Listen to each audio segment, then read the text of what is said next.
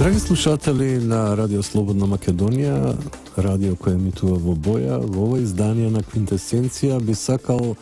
да резимирам со неколку интересни пункта кои на некој начин се обсервативни и прилично примамливи за анализа, а тоа е сето она што се случи оваа 2016 година, поточно во втората половина од 2016 година, почнувајќи со сите овие глобални и па и локални изненадувања, како што беше, например, Брекзит, па потоа изборот на Доналд Трамп и конечно последниот дел од оваа трилогија која ние ја гледаме повеќе години, а чии кресчендо е во последните 6 месеци,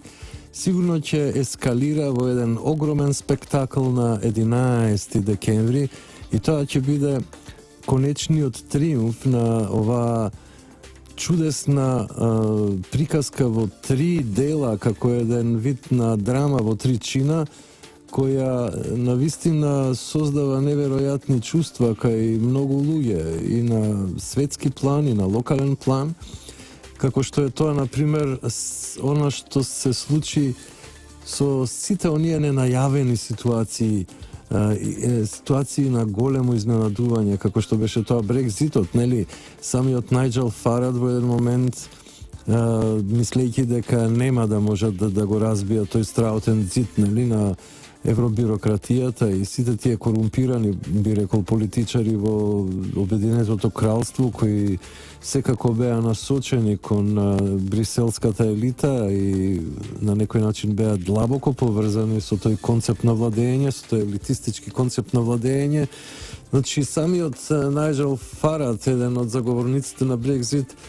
негде во доцните часови, мислејќи дека е изгубена борбата на тој референдум, си легна и кога стана помалце депресивен дека сето тоа било залудно, одеднаш гледа дека победиле после финалното броење на ливчињата гласачки. И тоа беше еден огромен тип на изненадување кој посебно во Европа предизвика вистински шок, посебно кај сите оние структури кои направија една страутна бирократска цитадела, тоталитаристичка по својот шмек,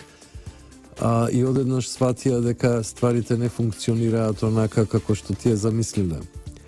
Уште поголем шок од овој беше оној кога Доналд Трамп ја победи Хилари Клинтон на изборите во USA.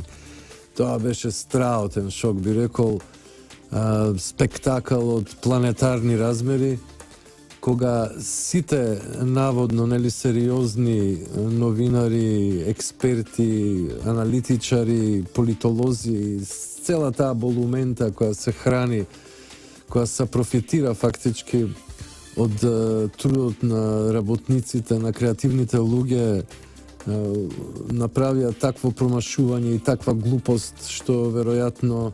не би требале повеќе да се бават со таа работа, толку е голема таа компромитација. Но победи Трамп и едноставно сега веќе тоа е вториот чин,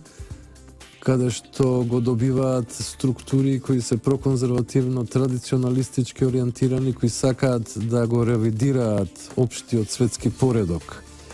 И конечно сега очекуваме третиот чин да се случи на 11 декември, иако Македонија е диспропорционално мала во споредба со овие гигантски светски сили, но тоа ништо не значи. Во еден херметички смисол Македонија е такако голема и значајна, посебно што сите овие процеси на некој начин тргнаа од Македонија. И во Македонија е оној алев, она чудесно алхемичко стакло, она кугла на сите гатачи, нели, на сите пророци, која едноставно го одразува она што се случува и ќе се случи, а би можел да констатирам дека навистина третиот чин ќе биде вистински кресчендо и едно гранде финале на оваа епопеја, на оваа драма во 3 чина.